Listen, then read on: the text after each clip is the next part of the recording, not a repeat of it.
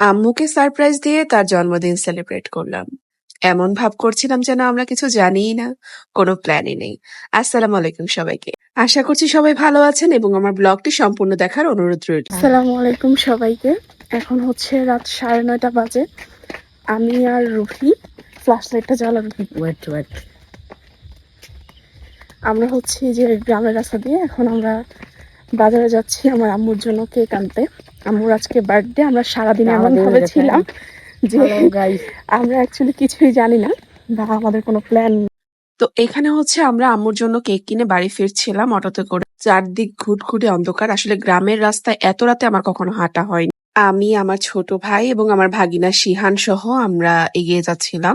আপনারা দেখতেই পারবেন যে আম্মু কতটা সারপ্রাইজড হয়েছে। আসলে আম্মু কিছুই জানতো না আমাদের প্ল্যানের ব্যাপারে। মা দরজা খুলো।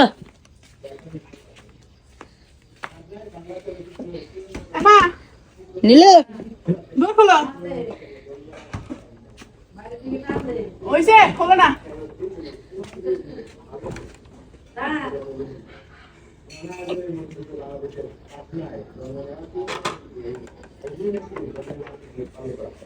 বার্থডে গার্ল কই?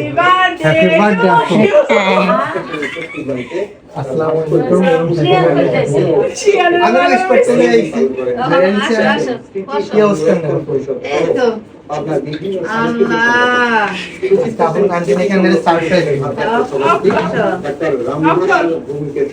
তো তারপর আমি আম্মুকে বললাম যে তুমি একটু রেডি হয়ে আসো। তারপর আম্মু রেডি হয়ে আসলো। আসার পরে হচ্ছে আমি আম্মুর সামনে খুলে কেকটা রাখলাম।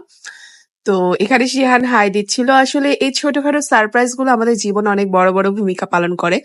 আপনার চারদিকে টেনশনে মন খারাপ থাকতেই পারে, জীবনে ঝামেলা থাকতেই পারে, কিন্তু আপনার এই বিশেষ দিনগুলোতে যদি ছোটখাটো সারপ্রাইজ দেওয়া যায়, আপনার কাছের মানুষগুলো, প্রিয় মানুষগুলো আপনাদেরকে যদি ছোটখাটো সারপ্রাইজ দেয়, তাহলে শত দুশ্চিন্তা ও কষ্টের মাঝেও আমরা আনন্দ পাই।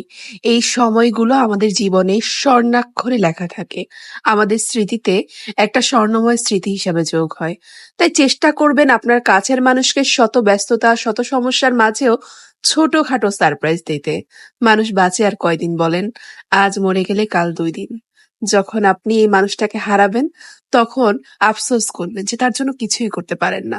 হয়তো এগুলো তেমন কিছু করাও না, কিন্তু এই ছোটখাটো আনন্দগুলো অ্যাটলিস্ট মনে এতটুকু শান্তি দিতে পারবেন যে আপনার কাছের মানুষকে আপনি ছোট্টখাট্ট আনন্দগুলোও দিতে পেরেছেন।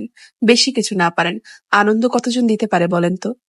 তাই আমি আমার জায়গা থেকে সবসময় সবার জন্য ক্ষুদ্র চেষ্টা করি যেন যেখানেই থাকি সবার সাথে হাসি আনন্দে থাকতে পারি। সবাই আমার জন্য দোয়া করবেন যেন শেষ সময় পর্যন্ত আমি সবার সাথে হাসি আনন্দ করে কাটাতে পারি। সবাই অনেক অনেক ভালো থাকবেন। আল্লাহ হাফেজ।